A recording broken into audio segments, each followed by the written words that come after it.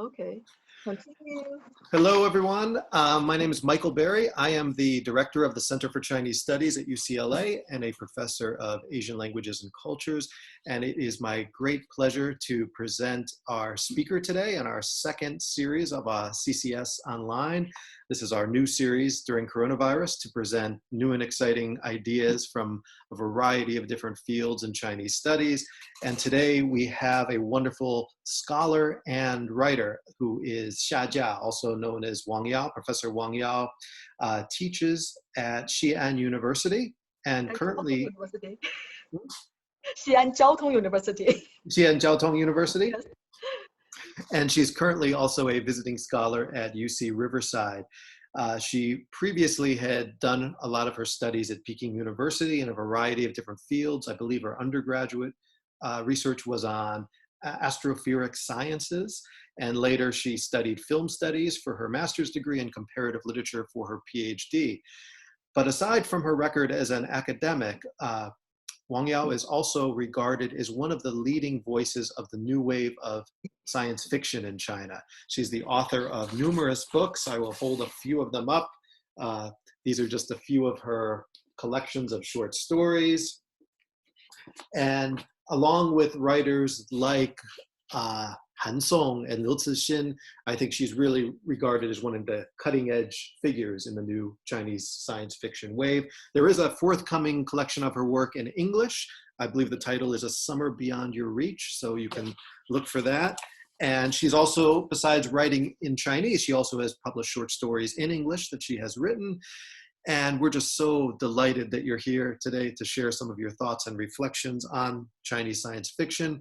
And the title of Xia Jia's talk today, Xia Jia, by the way, is her pen name when she writes in her fiction. And the title of her talk today is Crossing the Boundaries, A Conversation with Invisible Chinese Science Fiction. So I will turn it over to Professor Xia. Thank you very much. Hi everyone. Very nice to, even though I cannot see you, all of you personally, but still very happy to see you online. And also many thanks for Professor Barry for making this happen. So today I will just give you some of my own stories about Chinese science fiction. Firstly, as like a very conventional action, I will just add something about my self-introduction. Actually, many people, especially the English readers, asked me that how can they call me? Should they call me like a Xia or Yao or like a Xia Jia or something like that? So as Professor Barry explained, that Wang Yao is my true name and Xia Jia is my pseudonym for science fiction writing.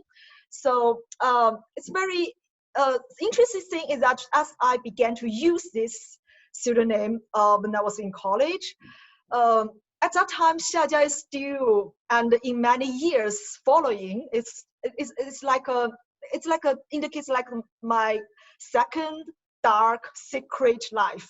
There's like a second dimension of my life, and Wang Yao is the normal, decent, normal one. Yeah, just like ordinary people. However, since Chinese science fiction became surprisingly popular in recent years, then the Xia Jia began to rise, and with Chinese science fiction, and began to got more and more important and got more and more attention. And another tricky thing is that Wang Yao also began to involve in science fiction studies. So in this case, that these two identities of me began to intertwine with each other. Also very science fiction, very science fictional way. So you are welcome to call me Yao or Professor Wang or Xia, or you can also call me Summer, since like the Chinese character Xia means summer. And by the way, some people ask me what's the meaning of Xia Jia or what's the meaning of Jia. Jia, the Chinese character Jia means, which is like an ancient musical instrument, something like a flute. However, the Chinese character, many Chinese people mistake the Jia as qie, which means eggplant. So many of my friends from Chinese science fiction community, they call me 茄子 or 茄哥 or 茄老师 or something like that. So you can call me Eggplant as a nickname if you want. And also, there's one book last year I published, which is like my first academic collection. Chinese title is 未来的坐标, The Coordinates of Future, discussions on Chinese science fiction in the age of globalization, which is in Chinese. So if you can read Chinese, you can try to find that book and to read my science fiction studies. And the picture in the slide, the picture on the right is the cover of my forthcoming, my first English science fiction stories collection, A Summer Beyond Your Reach, which actually is badly delayed for many reasons. But I think right now the e-version is ready, so you can try to find it. And today I intend to talk about a bit about like a Chinese science fiction. It's a really super big topic. So my plan is to give you a very brief introduction on the history and also the recent situation of Chinese science fiction, and then I will focus on more on my own experience on how I witnessed the magical development of Chinese science fiction in the past 30 years, and how I became a science fiction fan and then became a science fiction writer and then a science fiction researcher during this process, and how science fiction changed me and became a way of life of me. So that's the schedule of today. So firstly, let us start from this amazing chart. The title is The History of Science Fiction. It is created by an artist, which his name is Ward Shelley. So this chart shows the entire history of science fiction from its earliest roots in mythology and legends to the latest TV shows and novels. However, if you take a bit close look on this chart, you will find that the science fiction from non-English speaking countries, including Chinese science fiction, cannot be found in this chart. I tried many times and I cannot find a hint of Chinese science fiction. So in other words, Chinese science fiction is invisible, is unseen, or in other words, it's folded in the history of science fiction. So I think 3 years ago in 2017, this chart was printed out and exhibited during the 4th China International Science Fiction Conference. And many people, many audience, they marveled at this chart. But there was one person, he's Italian people. He's my friend from Italy. His name is Francisco Verso. He's a very good science fiction writer and also editor. He was greatly dissatisfied with this chart. So he said to every people he met, he said that you should not just be satisfied with this chart. You should create a new chart, a chart of the history of Chinese science fiction or the Eastern science fiction yourself. So that is his suggestion. So very good thing is that 2 years later, we have this new chart. We have this one. So this one is created by a Chinese science fiction culture company. Its name is Future Affairs Administration, 未来事务管理局. So as time is limited, I would just briefly introduce the basic timeline of the Chinese science fiction in the past 100 years, which is generally divided into 5 periods. So the first one is the late Qing dynasty. It's in the late Qing from 1902 to 1912. And the second one is from 1912, the foundation of the Republic of China, to 1949, the foundation of the People's Republic of China. That's the second one. And then the third period is from 1949 to 1966, when the Cultural Revolution began. And then the first one is from 1978 to 1990, during the so-called new era, the 新时期. And then the fifth one is from 1990 to today, when Chinese science fiction greatly developed and finally became visible to the world. So that's a basic timeline. And then I will just follow up a bit like interesting stories happened during the fifth period. This period we are experiencing now is literally dated from actually 1991, because that year a historical event happened. So there was a journal which name is 科学文艺, Scientific Literature and Art, which is established in 1979. It is originally more like a popular science journal, 科普杂志. But in the late 1980s, it began to got very hard time, and it was struggling to survive. So the editorial board decided to change its approach of just running this magazine. So they decided to change the magazine's name into 科幻世界 Science Fiction World, and they decided to use science fiction as a tag for its market promotion. And then this magazine paid great efforts to nurture science fiction writers, and as well as science fiction fandom, and got significant success in the late 1990s. And it was at that time I began to read this magazine, the Science Fiction World, and became a big science fiction fan. And then in 1999, another very important historical event happened. So there's an exam. Its name is a National College Entrance Exam, which influenced millions of students' destiny every year.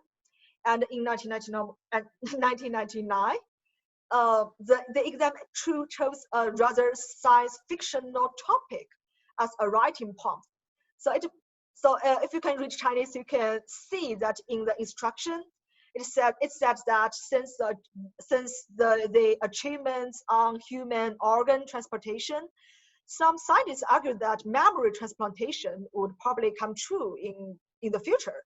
So the examinee are required to compose an essay on the title of "If the Memory Can Be Transplanted," 假如记忆可以移植. And this essay can be a fictional story or an argumentation.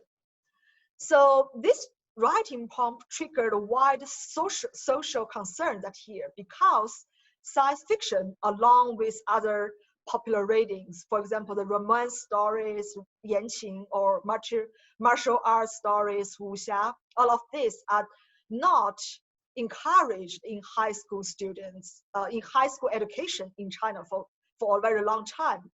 And suddenly things just came to change. Many parents realized that science fiction science fiction is just different from other popular reading. It's discouraged by the government. So they began to pay more attention to encourage their kids to read more science fiction.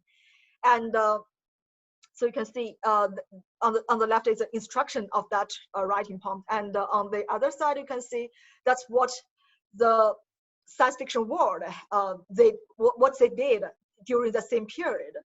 The editorial board, they found this can be a very good chance for their magazine's promotion. So just 2 months later, in the September, they published several stories related to the very same theme, like the memory transplantation. For example, on the cover, you can see the titles of 失窃的记忆, which means the stolen memory, and the second is 假如记忆可以移植, if the memory can be transplanted. So they make full use of this opportunity to give their magazine a big prompt for sale. So in the following year, in the 2000 year, the magazine sales reached an unprecedented peak as 400,000 volumes for one issue, which is also, I think, it's like a historical record, which never be catched up by other competitors. So what happened that year in 1991 happened to me. A very important thing is that year I was in grade 1 of high school, and our Chinese teacher gave us an assignment for the composition course of writing an essay on if something can be transplanted, which means you can replace memory as everything you can imagine. So, which gave me a chance to finish my very first science fiction story, if dreams can be transplanted. As you can see, this is how it was shown on my composition notebook. And that story is kind of like a post-apocalyptic dystopia, where human beings lived a very pathetic life in underground cities and stopped dreaming anymore. And one day, the protagonist, she's a little girl, a middle school little girl. She got some dream recording discs, and with these discs, she began to dream those old dreams from the forgotten overground time, which is just our time. So in the dreams, she experienced some never experienced things. For example, the ocean, the beautiful sky, the sunset, the sunrise, the grass, the rain, all of these beautiful things. And all of these dreams gave her a big, strong drive to call for other people to struggle for return to the ground. So that's a basic idea of that story. So that story was about like 8,000 Chinese characters, which is quite long for a high school student's essay. So I had to paste 6 extra pages to my composition notebook to write on the whole story. So this is my very first step, and also a very big step of my science fiction writing. And during those years in high school, I had also wrote several of stories. Most of them are science fiction. And one of the stories was inspired by Ted Chiang's Tower of Babylon, which is a masterpiece intertwining mythological and scientific visions in a very fascinating way. Highly recommended. And some of you may have heard of Ted Chiang, the name of Ted Chiang from, for example, Arrival, the 2016 science fiction film adapted from his work, Story of Your Life. So when I finished that story, my best friend, my best girlfriend, her name is Yang Qing, he read my story, and then he wrote a piece of comment in my notebook.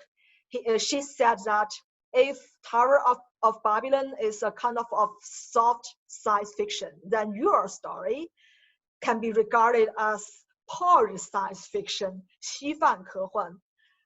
So because in China, we have this kind of like a hard rice 硬饭 and a soft rice 软饭. So polished science fiction is something even softer than the soft science fiction. So that can be very hard to separate it from other genres. So it's just on the boundary between science fiction and other genres. For example, fairy tales, myths, this kind of things, legends, or fantasies. So I think some of the English science fiction readers, they get to know this term, polished science fiction, because of a conversation between me and Ken Liu. He's also my good friend and one of the best science fiction writers and translators. And he translated most of the Liu Cixin's work from Chinese into English. And we did a conversation, and which was published in 2015 in Clarkesworld. And I will come back to this term, polished science fiction, later. So 2 years later, in 2001, I tried to submit several of my stories to Science Fiction World. And it was my very first and the only time using the mailing system to submit stories. So which is very impressive and memorable. And after I mailed my printed stories, I waited for maybe several weeks or maybe several months. I can't remember exactly. And however, in the end, I received some rejection letters. That's a very bad ending of the story. But however, the editors still wrote me some very good words to encourage me. So on the left, you can see there's a comment from one editor, the editor Wang. He said, it's a very good story. My story is a very good story, so recommend to accept. And please pay attention to nurture this talented young writer. 请留意扶植这位颇有才气的作家. The talented young writer is me. However, on the left, you can see this is a letter from the other editor, the editor Liu. He explained why he decided to reject my story with a very actually reasonable reason. However, at the same time, he also encouraged me to keep writing. So here he said that 你多多努力, something like that. He said that you have some you have some talent in writing. 你在写作上有点天赋. Don't waste it, but don't spend too much time on writing and delay your schoolwork though. Seriously, he said 切切, which means seriously. And he was really serious to give me this suggestion, and I'm also very serious of accepting his suggestion. So several years later, in 2004, when I was in college, I finally published my first story, 关妖精的瓶子, the demon enslaving flask in science fiction story. So science fiction world, sorry. So that story was inspired by a very scientific conception, Maxwell's demon, which is learned from the thermodynamics textbook I was learning at that time. And that story is actually very poetic science fiction because you can see there's a real demon having conversation with the physicist Maxwell in the story. So that story was originally published online, and I haven't had that plan to submit that story. However, an editor from Science Fiction World read the story online and he liked that, so he decided to use the story to publish that. And then I was also very lucky to be awarded the 2004 Galaxy Award for the Best New Writer, 银河奖最佳新人奖. So the Galaxy Award are awarded for the best stories published in science fiction world, which is voted by its readers. And it used to be the only science fiction award in China in 1990s. So here you can see on the right is the announcement page of the 2004 Galaxy Awards. So this is me with my thanks words. And another one here, you can see in the left corner is Liu Cixin. He is also awarded for the best short story that year. And then my career as a science fiction writer just started from that story. And since then, I wrote a series of just a couple of stories, and I published many of the short and even novella stories. And then I won about like 7 Galaxy Awards so far. And in 2012, I published my first science fiction collection, just as Professor Barry shown. The first one just also titled as the Demon Enslaving Flask. And my first story translated into English, the 100 Ghost Pirate Night, was also published that year in Clarkesworld in 2012, which is translated by Ken Liu. As I mentioned, he's one of the best writers and translators. And also that summer, in the summer of 2012, I traveled to the US for the very first time to attend WorldCon, the World Science Fiction Convention. And that was a very memorable journey. And that time, it was my first time to meet Ken Liu physically. And also I witnessed Ken Liu, winning his first Hugo Award. And here's a picture of some of the Chinese and the Chinese American participants, including, for example, Ken Liu and Chen Qiufan and Hao Jingfang and sorry, yes, and yeah, and there's also me, and you can guess which one is me. And another picture, the one on the right, is my favorite American science fiction writer, Ray Bradbury, who passed away just 2 months ago, just 2 months before the WorldCon. So I participated a memorial panel for him and shared how his works influenced me. It's also very good experience. But one of the most precious moments during the WorldCon is that when I was on a panel on science fiction, on Chinese science fiction, after all of the panelists introduced the Chinese science fiction, one audience, he asked me and other participants of a very tough question: what makes Chinese science fiction Chinese? So that's a very big question and a very challenging one. So that question challenged me and also haunted me for a very long time. And then that question just became the primary problematic of my PhD program.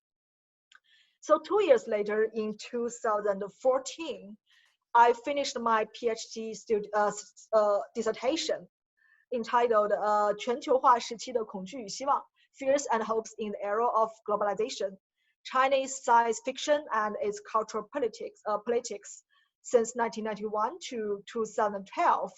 So here's a picture of the freshly printed dissertations.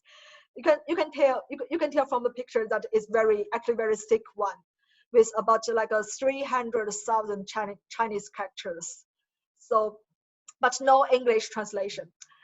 And another picture is me at the dissertation defense. Looks quite confused, and I cannot remember why I'm so confused.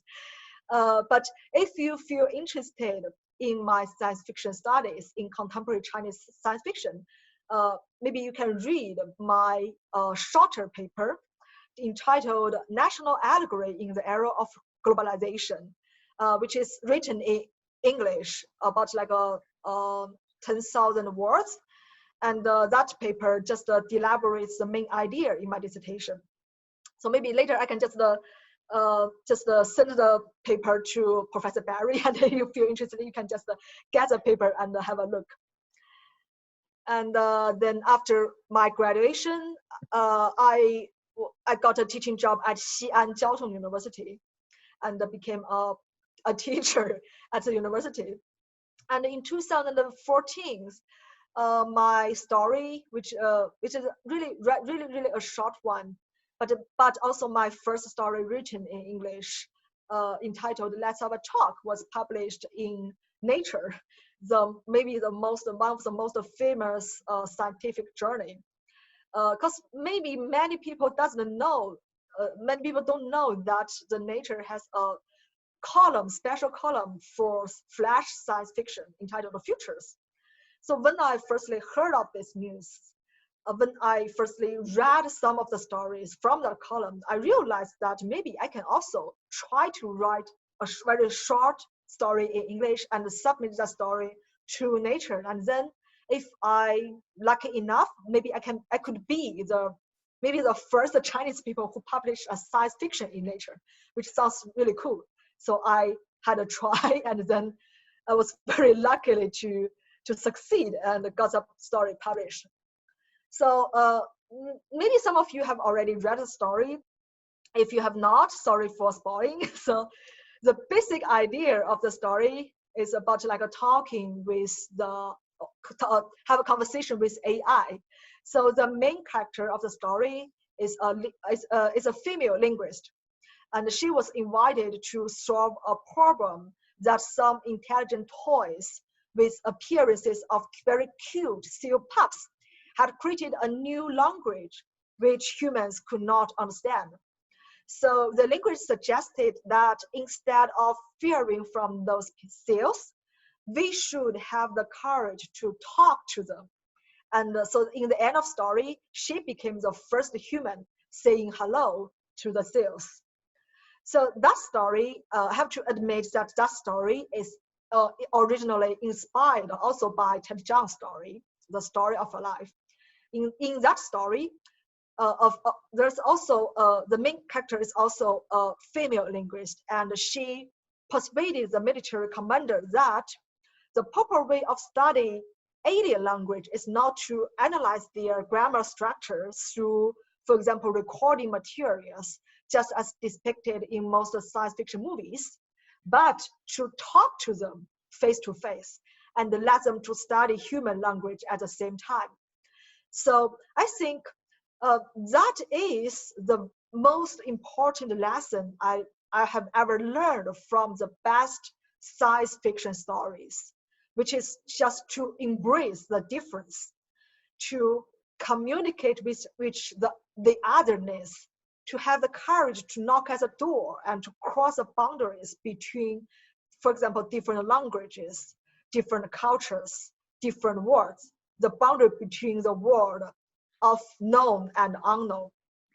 So in my story, in Let's Have a Talk, the narrator, because that story is narrated in a first-person narration. So the narrator, she came from China.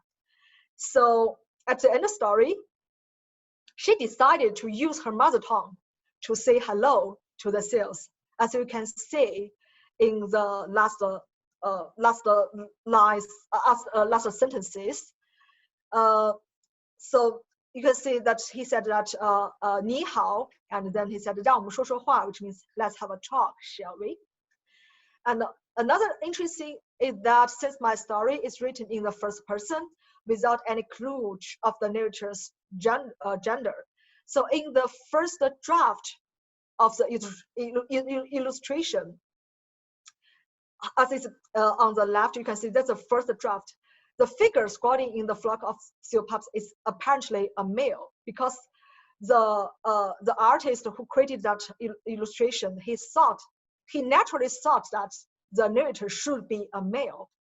But then after I saw this illustration, I feel dissatisfied with this figure. So I wrote an email to the editor of Nature and explained the implication of gender issue. I said that this character has to be a middle-aged female from China rather than a white old male engineer, and that's very crucial for this story.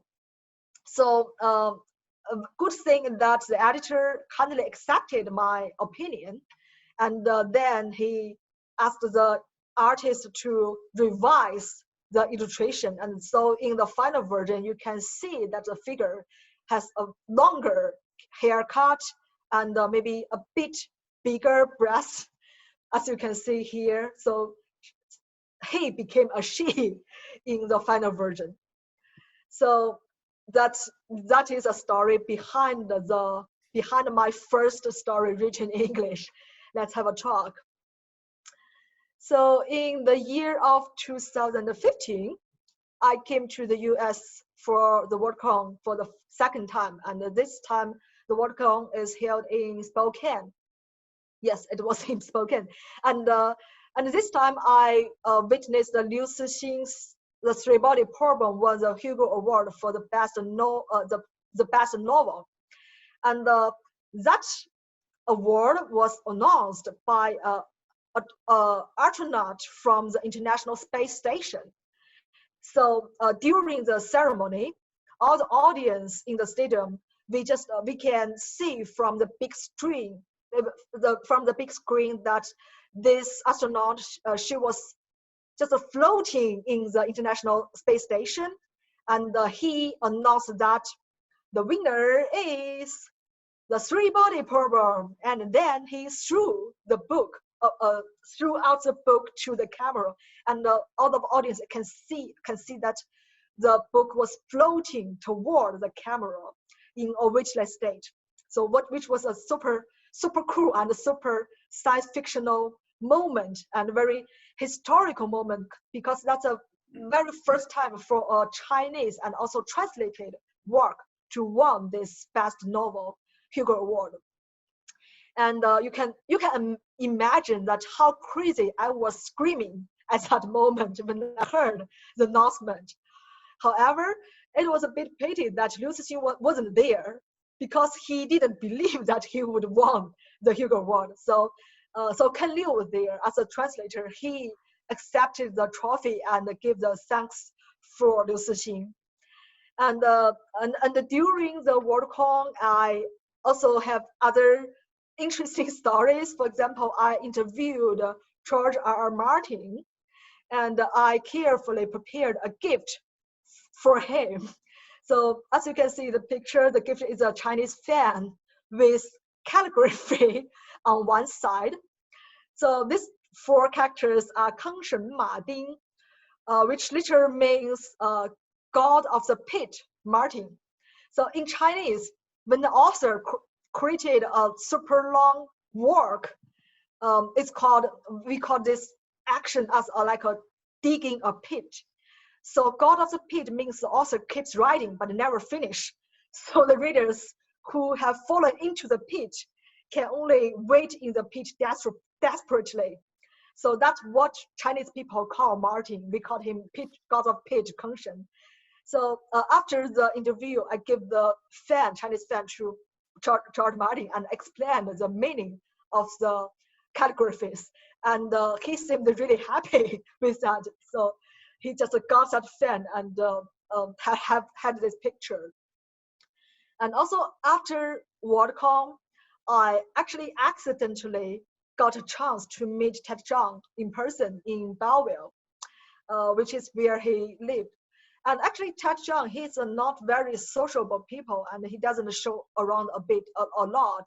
So you can imagine how excited I was when I got to know that I had this opportunity to talk to him face to face. So we met in a cafe in Belleville. And after I introduced myself as a science fiction writer from China, and how I got to love his stories when I was in high school. And he replied that, yes, I know that part of science fiction, right? And I said, yes. And then I just stalled for a bit, for a short time. And then suddenly I realized that he just had read my conversation with Ken Liu, which is just published a few years earlier.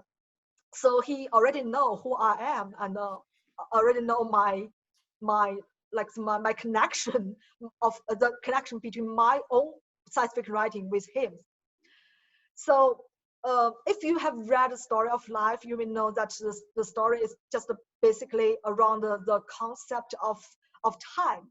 And in the story, the female linguist, since she learned the strange alien language from the aliens in the stories, and that language is a non-linear language, so that she could experience, and that language also changed her mind, her like a structure of her feeling of this world of space and time, which gave her this ability to experience the past and the future moments at the same time, as a very magical ability.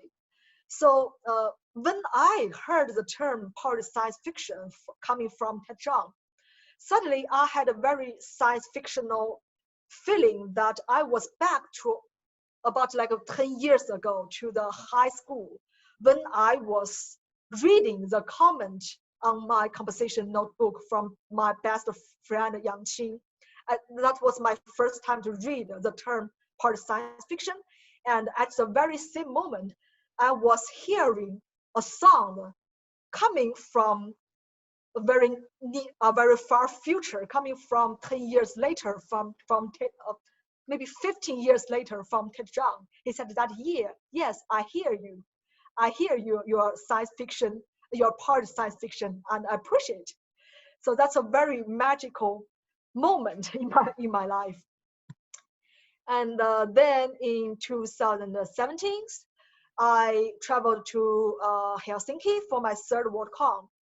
So that time, because that was held in not in the US, but in a European country, so the host tried their best to make this WorldCon became more international. So the organizers, they they invited a group of presenters from different countries, including me. So here are pictures of me presenting the Hugo Award for Best Semi-Prose, as you can see in the pictures. And that time, Liu Cixin's third volume of the Three-Body Problem trilogy, I think the title is A Death's End. So that volume was also nominated for the best novel of Clarkesworld, not Hugo Award. But so that time he went to Helsinki, but very unluckily he lost the Hugo. So after the ceremony, he went to the losers party held by George R.R. Martin. So because every year there would be like a losers party held by George Martin for the losers of Hugo Award. And he drank a lot that night. He said, don't worry, we just drank as we can, as many as we could, because all of this drink will be just on George Martin's step. So we drank a lot. But I think a good thing is that he already made some unbelievable achievements which no one else have ever made before. So maybe that's a pity, but he already succeeded in many ways. So the question is, what's next? What to expect after Liu Cixin, after the Three-Body Problem, for the Chinese science fiction? So, and that's a very, very challenging question, and there's no clear answer right now. But what is clear is that, from my point of view, in my opinion, I think what is crucial is that the younger generation of science fiction writers in China, including me, cannot easily, for example, copy Liu Cixin's mode, copy his way of writing. We have to explore in a variety of different directions to unfold those invisible spaces and show all of these hidden spaces to our readers in our own ways. So that's a big challenge in front of all of us. And in recent years, I have been working on a new project. It's kind of like a fix-up novel entitled Chinese Encyclopedia. And it should be, because it's not finished, and it should be consist of a series of short stories exploring how ordinary people's lives would be influenced by technological development in near future China. And in most cases, I would just like to introduce it as a Chinese version of Black Mirror, but not that dark. So here I want to explain a bit more about this title, because this title, Chinese Encyclopedia, is actually borrowed from an article by Burgers. In that article, Burgers quoted a fictional Chinese encyclopedia in which the entries of, for example, animals are divided into a very chaos way of classification. For example, A is like belonging to the emperor, B is embalmed, C is tame, D sucking pigs, E sirens, F fabulous, G stray dogs, H included in the present classification. So this kind of like the nonsense. And later, the French philosopher Michel Foucault also cited this passage in the preface of Order of Things and Archaeology of Human Sciences. And he used this fictional Chinese encyclopedia to discuss about the difficulty in understanding another system of thought. And I think such interpretation just echoes with the hidden thread in my own writing, in my stories of this fix-up novel. So in this sense, this title, Chinese Encyclopedia, not only literally implies the settings of all of these stories, but also becomes a metaphor of the boundary, as I mentioned, the boundaries between the same and the other, which requires our courage, our curiosity, and empathy to step across. And all of these stories just derived from Let's Have a Talk, that short story. So in all of the story, you can see the same main character, the female linguist. She travels to different, for example, different cities in China and meets different people, mostly ordinary people in each story. And so far, I think just only one of all of the, so far I finished about like 8 stories. Yes, I think 8 stories in this series, and but only one of these stories have been published in English, entitled Good Night Melancholy. And that story explores depression and the AI therapist and the Turing test. So it's also a story about like how can we or can we not have a good talk with AI. And later this year, another story from the same fiction novel entitled The Monk of Lin Temple, Lin Siseng, will be published in the MIT Reviews Anthology, Entanglements, Tomorrow's Lovers, Family and Friends. And it's also translated by Ken Liu. So that story will be on Buddhism, on karma and atonement in this age of technology. So please, I think this book will be forthcoming in this September. So please, if you feel interested, that just look forward to that. So as I said in the very beginning, science fiction changed me and became a way of life of me, a way of, as I said for several times, as a way of crossing the boundaries. So as is shown in these 2 charts, you can see that which is I think is my best way to elaborate how science fiction can be a way of crossing the boundaries. So on the left, you can see that is how our common sense function, which is, it's just like there's an invisible boundary which just encircled all of the things we have already known. And most of the time, when we just follow all of this conventional common sense, conventional knowledge to speak, to talk, and to act. And this so-called common sense is actually kind of like a the dominant ideology shared by the majority of people.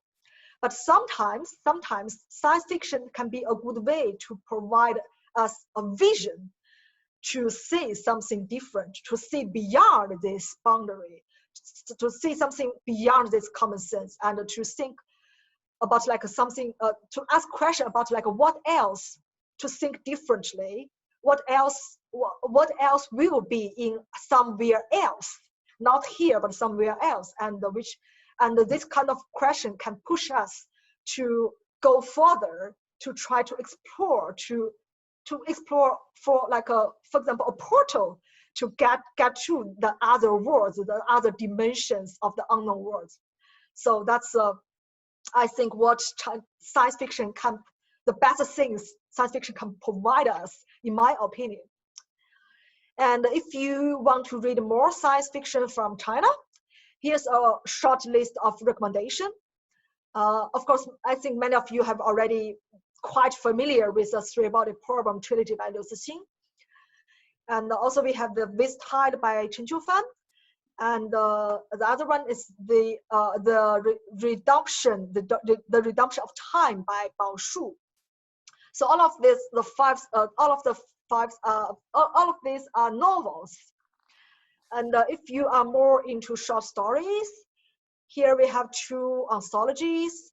For example, The Invisible Planets and Broken Stars. Both are translated and edited by Ken Liu. And the third one, called 未来镜像, the English title is Touchable on Reality, is a bilingual anthology. So if you want to use science fiction as a way of like, for example, learning English or Chinese, you can choose this one. And the first one is The Wandering Earth, is a collection by Liu Cixin.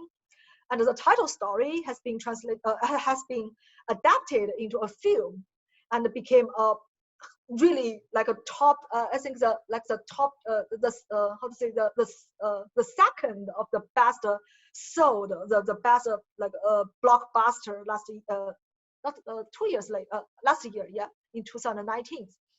And this one can be watched on Netflix, but I'm not quite sure how about like the acceptance in the English or other languages audience. Maybe not that good as in China. So in the end, let me just end up my speech with my own drawing. This is one of my favorite. So in the drawing, you can see here's a little girl. She's seeing a red train, and she doesn't know where the red train is going, but she can feel a very strong desire inside, the desire of jumping up the red train and going to somewhere else. So I think science fiction for me is like this red train. And also I hope my speech today can be also that red train for all of you, for which can take you to leave your familiar world to somewhere else. For example, to go to the invisible world of Chinese science fiction. And I hope you have a nice trip there. Okay, that's all. Thank you.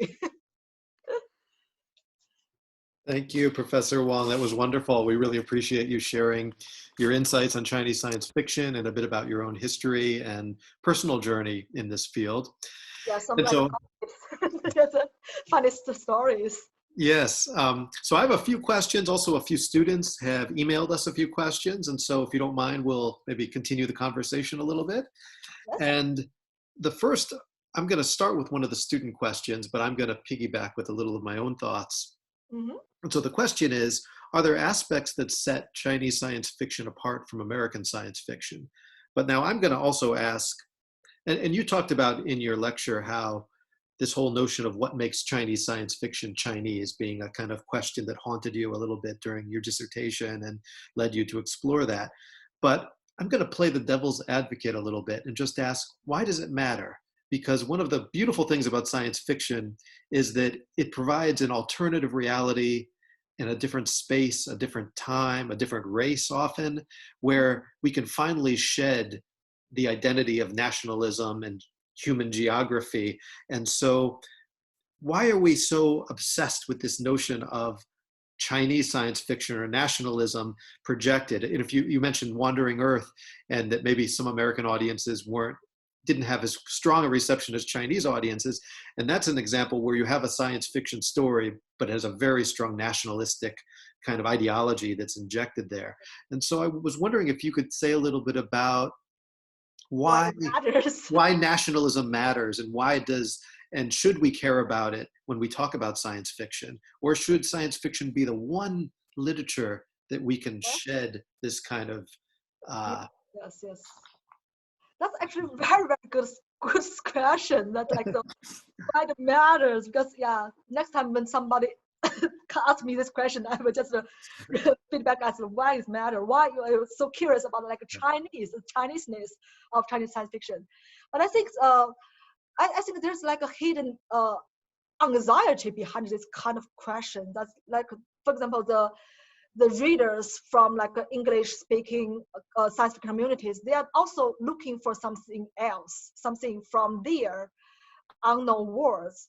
One thing is that when we speak of science fiction, we think that it should be a very international, very futuristic, but actually in a very long term of history, it's not. It's very actually European centered and Europe America centered, very like a swap style of like as a mode of understand what is, for example, civilization, what is like a modernity, and which in many ways actually narrow our way of thinking. For example, when we speak of like for example, space exploration, space travel, if you watch some like movies or TV series about like space travel or like a space opera stories, especially for the readers from a Western culture audience, you can very easily to find so many of like this cultural bias, discriminations hidden in this kind of narration. So maybe for like the white readers, they think that that just appears so natural for all of this. For example, civilized alien species just speaking very good English, and the uncivilized aliens that speak something sounds like just meaningless, but sounds like, for example, Asian or Middle Asia languages. This kind of it's just very superficial examples.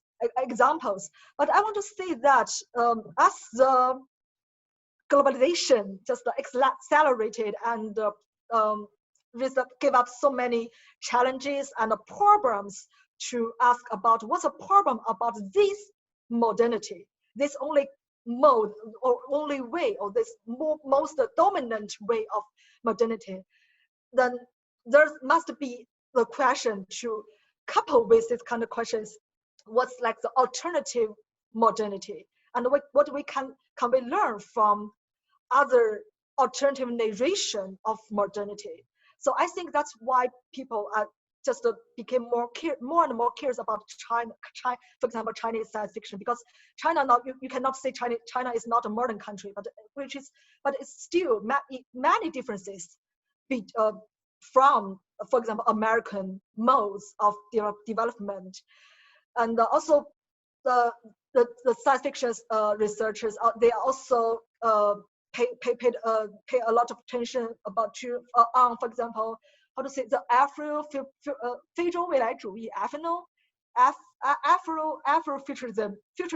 Yeah, Afrofuturism. Yes, so just from the alternative cultures. So I think the problem is not like the to regard, for example, China or African or Latin American or this kind of like a regional terms as how to say like the essence of nationalism, but as a way of to remove us from this Europe American center, to try to understand that there are really really not just in science fiction narration, but in the history in the 20th century there used to be really multiple ways of modernization, and as a feedback to this very process of alternative modernization, people in different regions and countries, they created their own way of telling about stories about development and the future, and this became the science fiction narration. So there's a very natural flow from this very process. So that's also what I try to treat, to analyze Chinese science fiction in this way. So when you mention, for example, some like the traditional culture in the science fiction, for example, David Wang described the science fiction in late Qing as science fantasy, because there are so many 神怪元素, the Chinese traditional fantasy elements combined with seemingly new scientific development technologies in that kind of stories. But he also provided why this fantasy elements still exist, and how can these elements reflect people's, for example, the transformation of of ordinary people, 老百姓 or 民, their way of thinking, the transformation of their mindset during the very important transformation of politics and the society in the beginning of 20th century. So I think just in the contemporary Chinese science fiction since the 1990s, we can also see not the exact same, but very similar process of the development of science fiction, how it echoes with this transformation of Chinese society. So that's what I explored in my paper and my dissertation. I'm wondering if I could ask a follow-up. If Chinese science fiction indeed provides us with a kind of alternative modernity or alternative outlet to Western science fiction, when we look at Western science fiction, there's all of these subgenres: time travel, world building. Are there, besides the fantasy element that you just mentioned, what are the other subgenres of science fiction that we only have in the Chinese context? Are there? Yes. Let's yeah. I can give a lot of like a series of like a subgenres or like the titles, but one thing I want to mention is that in 1990s there used to be a very popular way of science fiction writing to actually it's simply a very simple and very not very sophisticated way, but still very interesting as like a mirror, a cultural mirror to reflect people's way of thinking. That it's like a narration of civilization, or like the how to say 文明的冲突, the collide between civilizations. So this kind of story, they're always like a very developed, for example, alien civilization or alien visitor came to, for example, came to the Earth, and he or she or it just travel to the ancient China and to meet some ancient Chinese people, and he or she learn some traditional Chinese wisdom, and he or she realized that, oh, that's a really very good, very smart way of thinking, and we as highly developed civilization, we should learn from this similar very primary, very ancient kind of civilization. So that's a way of to like how to say, like the 某种文明的焦虑, the anxiety of this civilization, nationalism, or like the culture subject, that what is mean as, like, for example, Chinese people or Chinese culture in this era of globalization. And also you can see there's many story about like a competition between different civilizations. There's like a developed and undeveloped, and sometimes you can see that undeveloped, they can never fight against, they cannot travel to how to say to compete with that developed culture civilizations, because they have the very powerful weapons. But at the same time, the authors, they also tried to think about some kind of like a cultural occupation that they use this they did not say, for example, they do not say that the undeveloped, they are Chinese, but they apparently have some elements very similar as Chinese people. For example, they are very they love peaceful life, and they very happy to live agriculture way of production, and they use some kind of like a Confucius way to arrange their social society, the social orders. And this kind of like a culture, or yes, Confucius culture, or like the Chinese traditional culture, has this magical power to let such developed civilizations to identify with this undeveloped. So this is a very kind of like of national as I mentioned, that the allegory of allegory of nationalism in the era of globalization. Yes, this is just one of kind of this. And during the period, I think there are also like a discussion on how should the science fiction writers actually choose approach of develop their science fiction stories. Some argue that only for example, the golden age science fiction mode is just a canon or proper way of writing science fiction. So if we want to develop this undeveloped Chinese science fiction, and which can be a good way, because many people believe that which can be a very good way to develop Chinese people's scientific spirit, and then to develop Chinese science and technology. So they think that science fiction has the magic power of all of these things. So they think that to follow up all of these conventions created by the, for example, golden age masters, the white masters, is the only proper way to develop Chinese science fiction.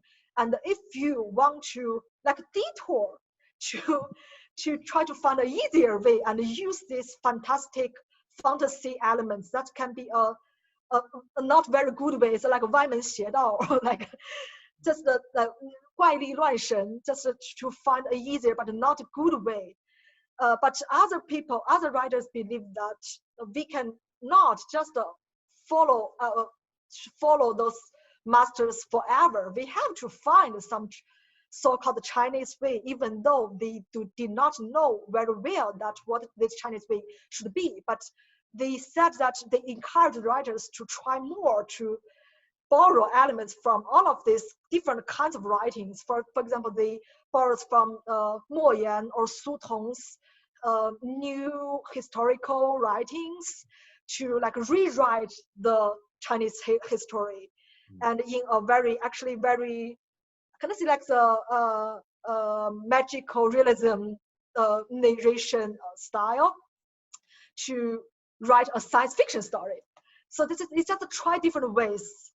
And I think that's very charming, very fascinating, like an experiment field to actually to look backward to the science fiction in the 1990s.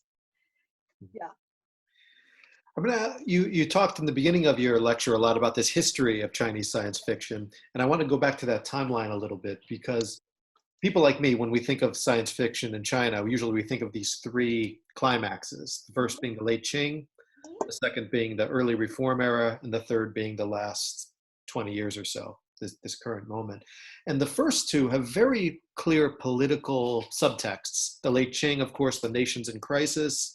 You have the Sun Yat-sen Republican Revolution that's taking form, and there's all kinds of ideas about modernity, about nationalism, and science fiction is playing into these new ideas about science itself.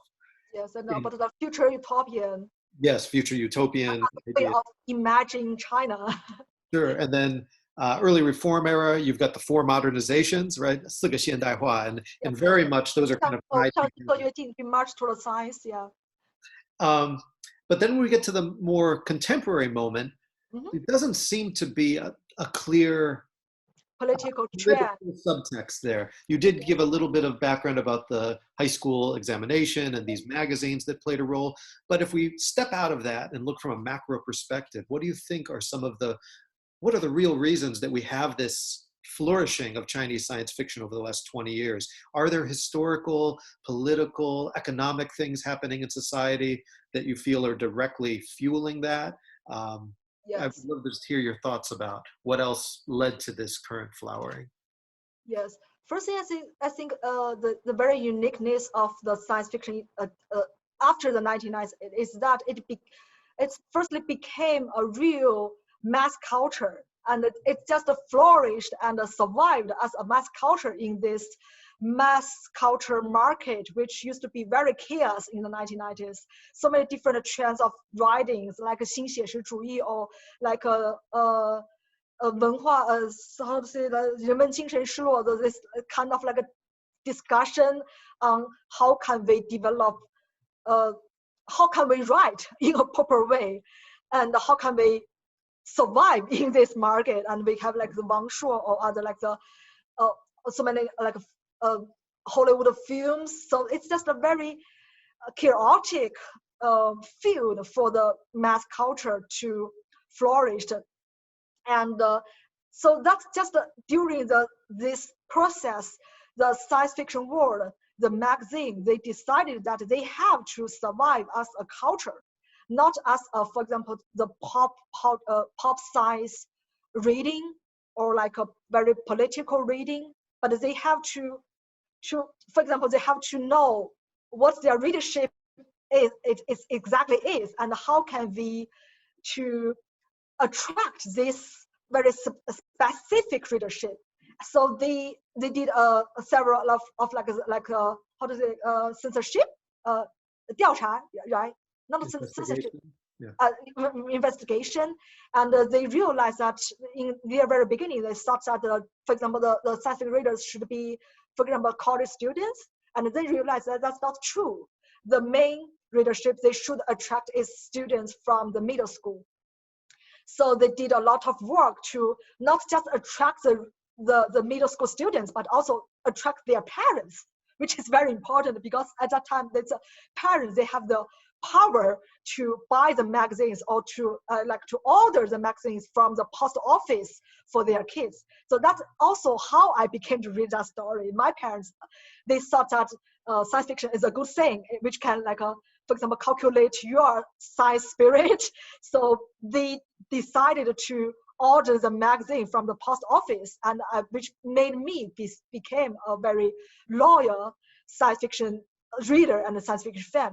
And that's why I also mentioned that in the 1999, the magazine, the editors, they make use of this opportunity to connect their magazine to the examination, to improve that their magazine actually is a very not non-official magazine, just a actually very popular culture magazine, but they just use different ways to improve, to persuade the parents that their magazine have the prominence in the system of education.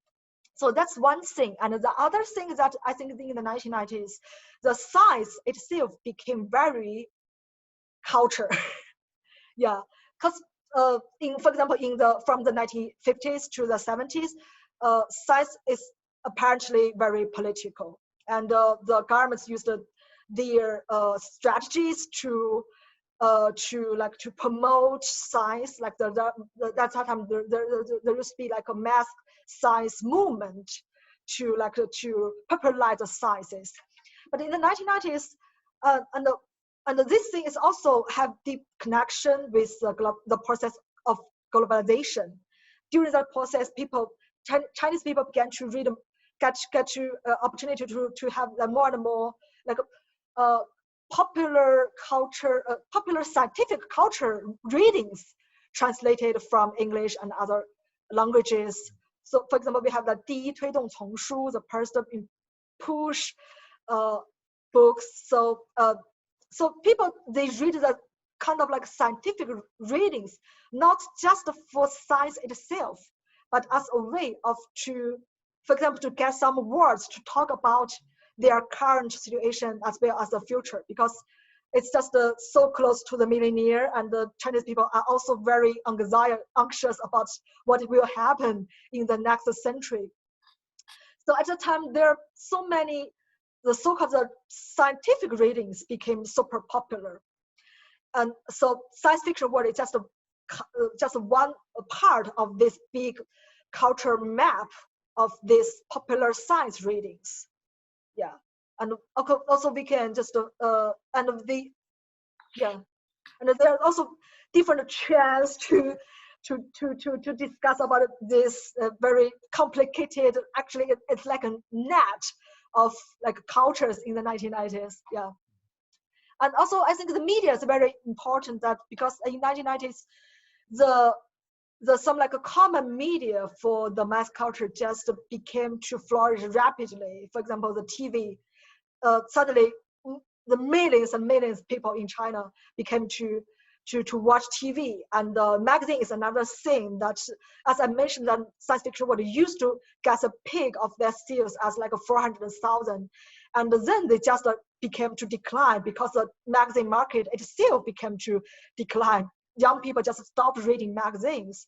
So I think that in the I can't remember exactly, maybe 1997, that's another interesting thing, that there's a TV program showed in the CCTV, maybe I can't remember which channel it is, but apparently it's partly official program talking about the readings for the youth.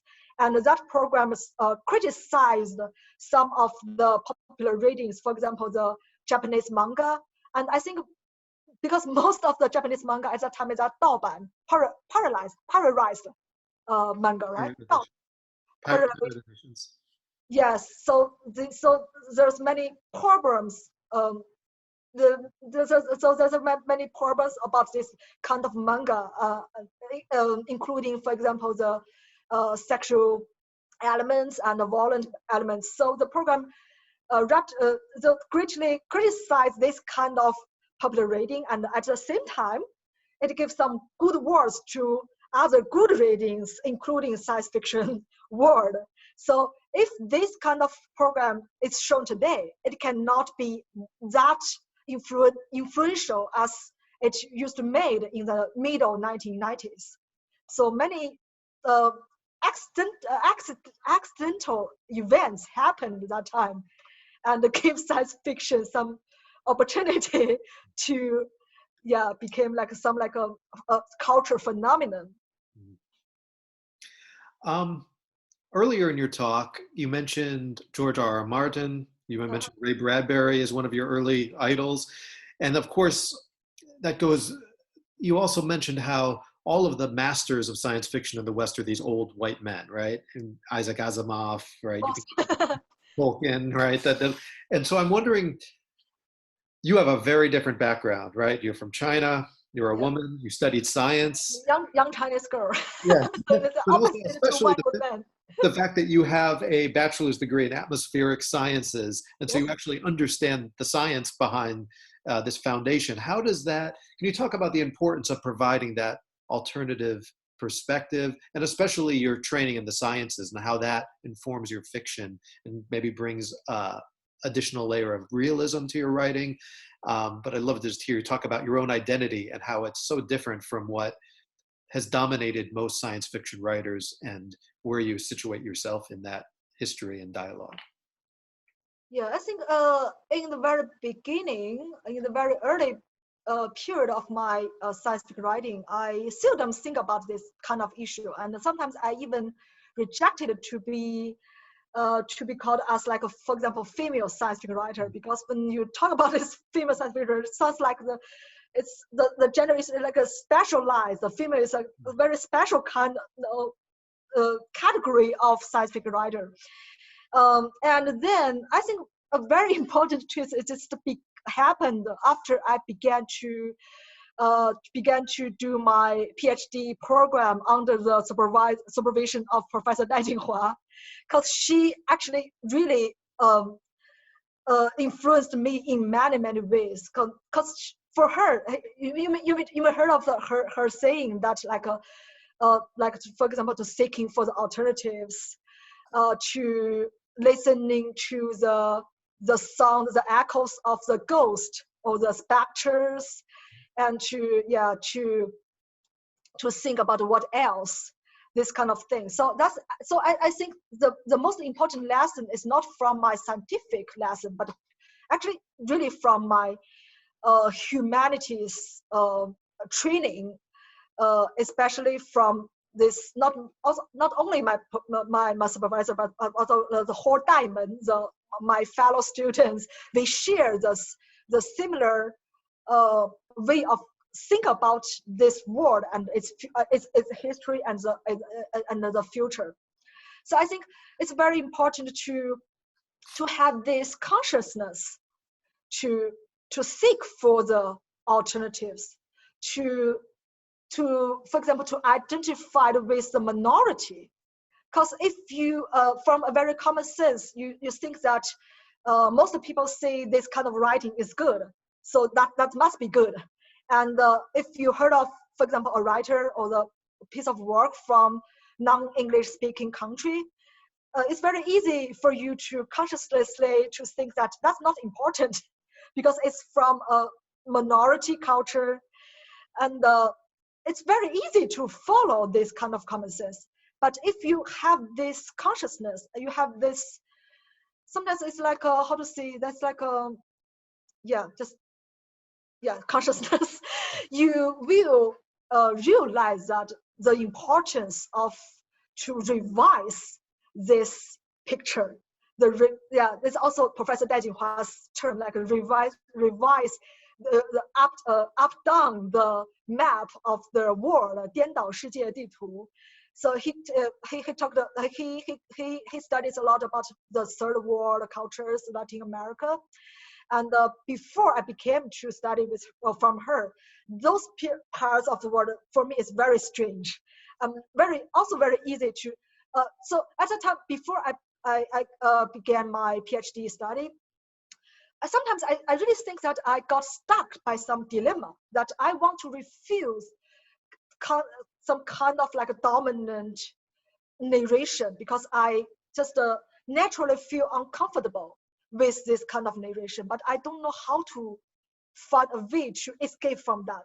Because you see that sometimes the more you struggle with that kind of logic of this narration, you are seemingly more just in how to say, just trapped inside this very logic. So the problem is that you do not have alternative vision to see that the history and the world itself is actually very complicated, other than the dominant narration of the history. The history is not just a very easy story about, like, for example, the stronger always win, the winners takes all, and the capitalism is not always the single game in the town. There used to be alternatives, and right now there still are alternatives. The problem is that we have to find them and listen to them and to think what's the implication of them can brought to us. So this is the big twist of me, and then I began to kind of like take advantage of my own cultural identity as a Chinese young girl. Because I still remember that in the very beginning of my writings, because some readers, they attacked me to my writings. They thought that my part science fiction are too soft, because they expected very hardcore science fiction as Liu Cixin stories. So they thought me as like a very bad episode of Liu Cixin's writings. So they act me in a very, actually very dirty way, some like a gender insulting, and which used to make me a bit like ashamed of my own identity. Why I'm not a man, why I'm not a middle-aged engineer who can very naturally use Liu Cixin's mode to write story. Because I actually, to be honest, I tried to mimic Liu Cixin's writing story to write story. I think this is no problem. I used to major in science, and I really know what hard science works. I can write some very Liu Cixin style, write hard science story, and I can use this hardcore scientist as my main character, who always care about the humanity and who always have to make some very hard decision to think about how should I, for example, sacrifice some people to make some other people survive, this kind of story. I can do that. I know how it works, but because I do not believe in that, so when I try to mimic this kind of writing, I feel very uncomfortable. I feel this strong inner inflict. So that's what I used to be faced with, this like a kind of a problem or like a dilemma. But I think, so I want to say that after that twist, after that realization, as for example, the majority actually can be a minority actually can be a very good vantage to find another way of to see the invisible worlds, which most of people cannot see or they do not want to see.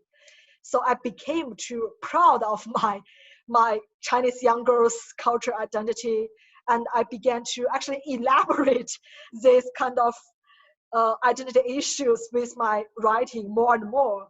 For example, I became to consciously more consciously using, for example, female characters, and I tried to make these female characters more and more complicated, but still lovely. They cannot be just like a simple mind, beautiful girls. They can be, for example, they can be academic researchers. They can be women who did different kinds of works, and they can still be lovely in many different ways. They can be brainy, and but at the same time, they would not just lose their charming because of their brainy, and because of me, I got to know so many of charming, brainy, intellectual female in different ages. some of them are very young and some of them are old, but still very charming. So I think I feel confident of like to writing this kind of characters, and this can be a very good way to using this kind of characters to tell science fiction stories. So we'll talk about it like masters. Of course, most of them are white male, but there's still female masters. For example, the Lagoon, she's also one of my favorite. And as I began to read more and more of her works, I realized that her really brave achievement she did to the not just the science fiction, but the whole literary world. The alternative visions she provided, and I think maybe I can do some similar work. Yeah, this kind of thing. Yeah. Great. I'm going to ask one final question. Okay. And actually, I'll begin with the elephant in the room, which is the fact that we're not at UCLA in a conference room giving a talk. We're on these computer screens because we have this global pandemic right now, COVID-19. And in this context, not only we're all quarantined at home, there's all kinds of new national tensions between countries. In America, we've got armed militias storming government places of government. It's really become more science fiction than science fiction in many, many ways.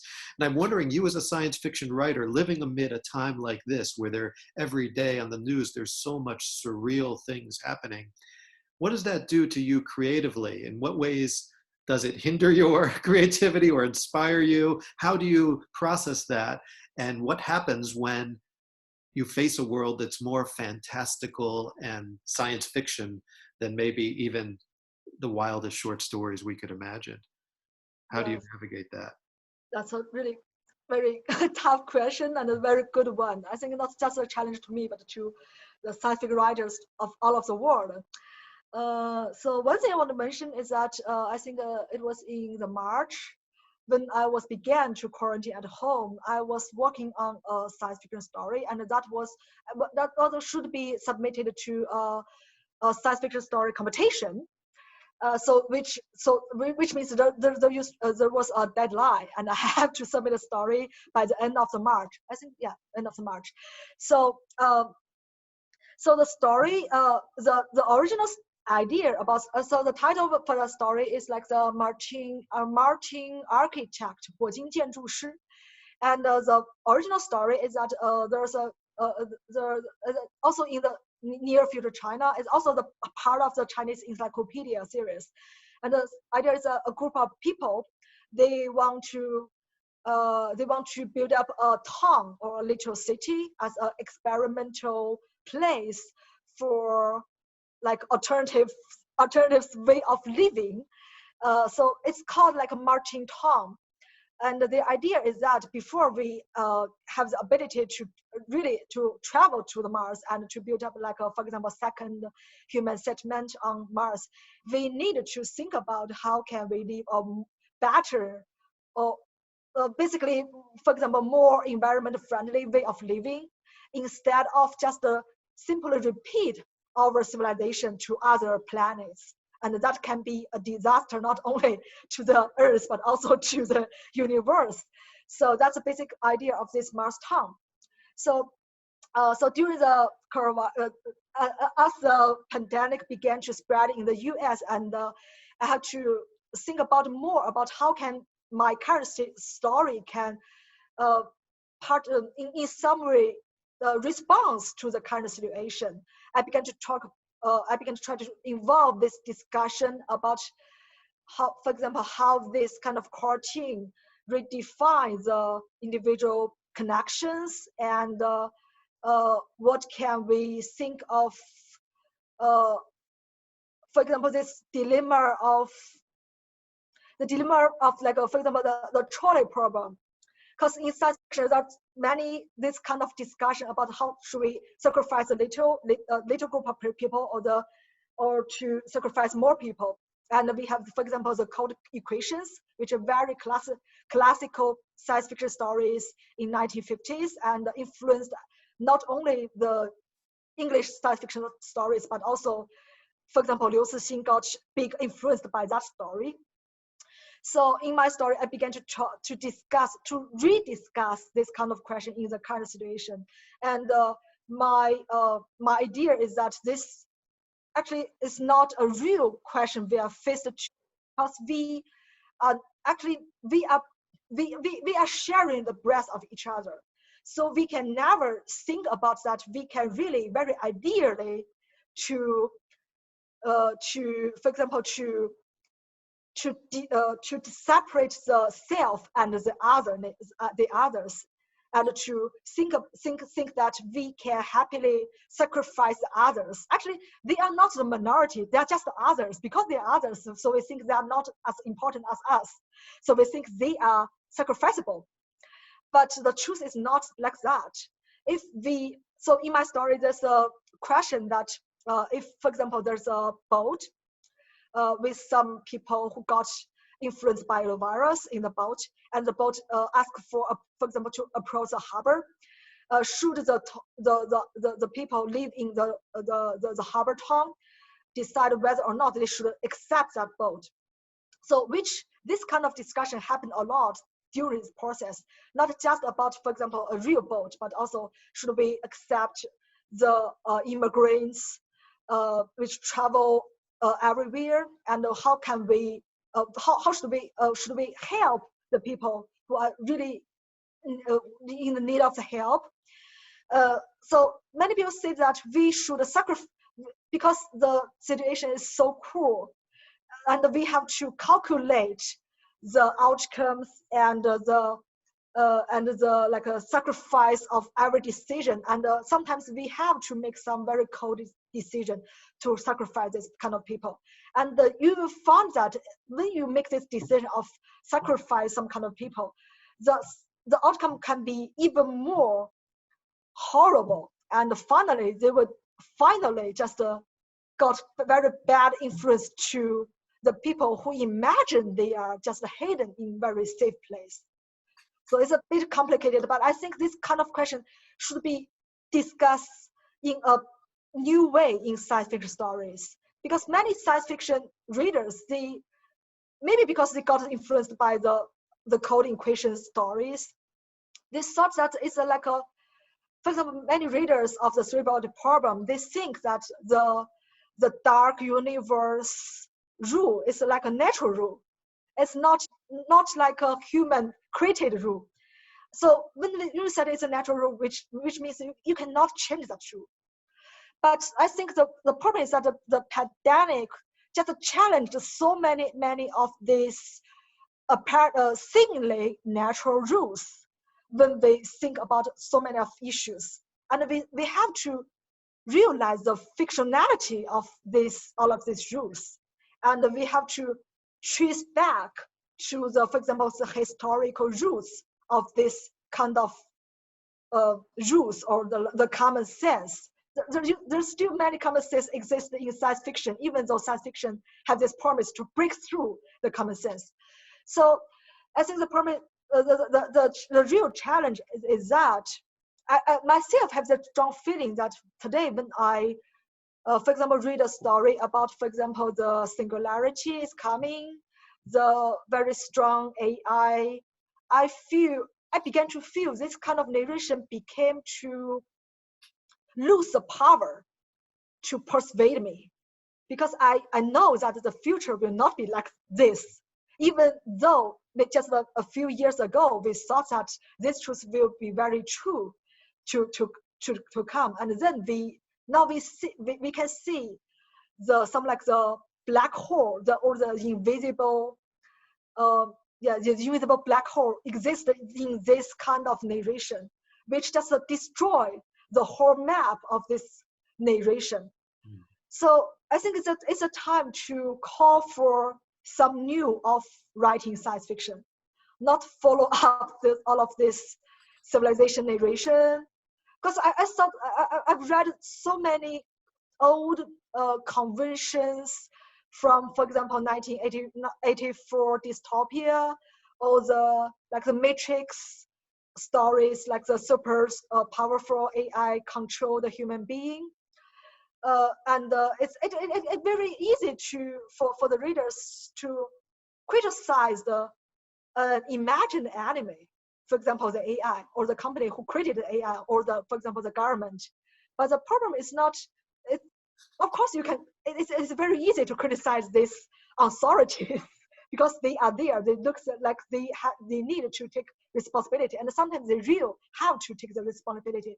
But on the other side of the story is we have to think more about ourselves as ordinary people, or as like a community or group of people.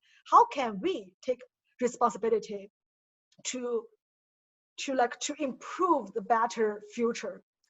So this is not, I think it's not fully explored in many science fiction stories I currently read. So I think that's a very good way to challenge the writers to explore the new ways. Yeah. Also for me, it's also a very good challenge.